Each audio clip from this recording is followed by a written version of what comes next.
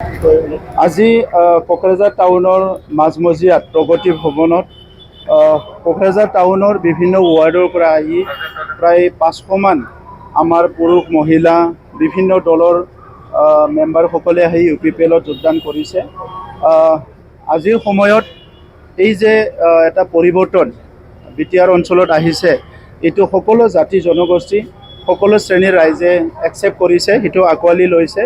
আৰু ইয়াৰ কাৰণে আমি দেখিবলৈ পাইছোঁ যে বহুত জাতি জনগোষ্ঠী বিভিন্ন শ্ৰেণীৰ ৰাইজ আহি পেলাই দলে বলে UPPL দলত যোগদান কৰিছে। আমি সকলোকে আদৰি লৈছোঁ। যি এটা পৰিৱৰ্তনৰ চিন্তা লৈ আমি 2020 চনত বিটিআৰত চৰকাৰ আৰম্ভ কৰিছিলোঁ।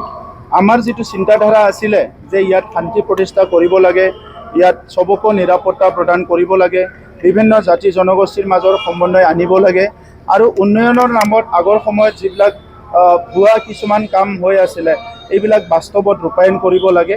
আৰু সেই গোটেই কামখিনি জাতি জনগোষ্ঠীক লৈ, সকলো শ্ৰেণীৰ ৰাইজক লৈ, সকলো ভাষা সকলো ধৰ্মক লৈ আগবাঢ়ি যোৱা এটা যিটো UPPLৰ মডেল বা UPPL মডেল অফ পলিটিক্স, সেইটো সকলোৱে আজি দেখিবলৈ পাইছে আৰু সেইকাৰণে চবে আহি যোগদান কৰিছে।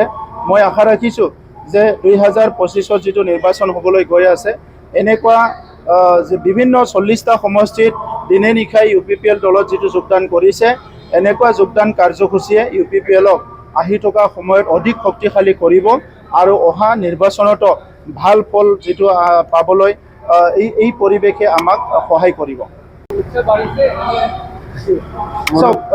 মনৰ উৎসাহ বা দুখৰ কথা নহয়, বিটিআৰ অঞ্চলৰ 35 লাখ জনসাধাৰণ মোৰ এটা পৰিয়াল। যেনেকৈ আজি অসমৰ 3.5 কোটি মানুহক লৈ পেলাই অসমৰ মুখ্যমন্ত্ৰী ডক্টৰ হিমন্ত বিশ্ব শৰ্মা ডাঙৰীয়াই এই 3.5 কোটি মানুহৰ জীয়াই থকাৰ কাৰণে শান্তিৰ নিৰাপত্তা উন্নয়নৰ কাৰণে চিন্তা কৰিছে। আৰু ভাৰতৰ প্ৰধানমন্ত্ৰী নৰেন্দ্ৰ মোদী ডাঙৰীয়াই প্ৰায় 150 কোটি মানুহৰ ভাৰতৰ বৰ্তমান আৰু ভৱিষ্যতৰ কথা চিন্তা কৰিছে। আমিও ইয়াতে 35 লাখ জনসাধাৰণক লৈ পেলাই তেখেতসকলৰ দুখ দুৰ্যোগ, তেখেতসকলৰ অভাৱ অভিযোগ, তেখেতসকলৰ দুখ বেদনা, তেখেতসকলৰ ভৱিষ্যতক লৈ পেলাই আমি চিন্তা কৰিছোঁ আৰু কাম কৰিছোঁ।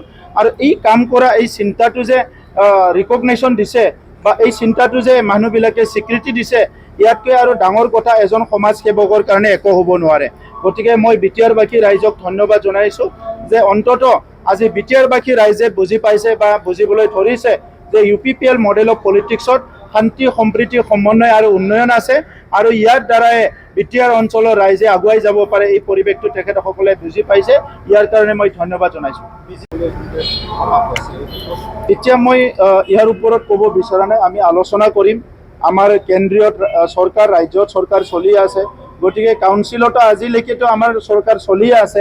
এটা দুটা কথা কাটি বিভিন্ন সময়ত বিভিন্ন কাৰোবাৰ মন্তব্যবিলাক ওলাই আছে, কিন্তু আমি এটা লাৰ্জাৰ ইণ্টাৰেষ্টক লৈ পেলাই এটা দূৰৰ এটা চিন্তাটো কৰি পেলাই বিটিআৰ অঞ্চলৰ সমাজৰ কাৰণে কাম কৰি আছোঁ। সেইকাৰণে সময় আহিলে আমি এই কথাটো ভাল আপোনালোকৰ আগত স্পষ্ট কৰিম। আমাৰ দলীয় চিন্তাবিলাক আমি কেনেকৈ লৈছোঁ, কেনেকৈ লোৱা নাই, এই কথাবিলাক আপোনালোকক জনাই দিম।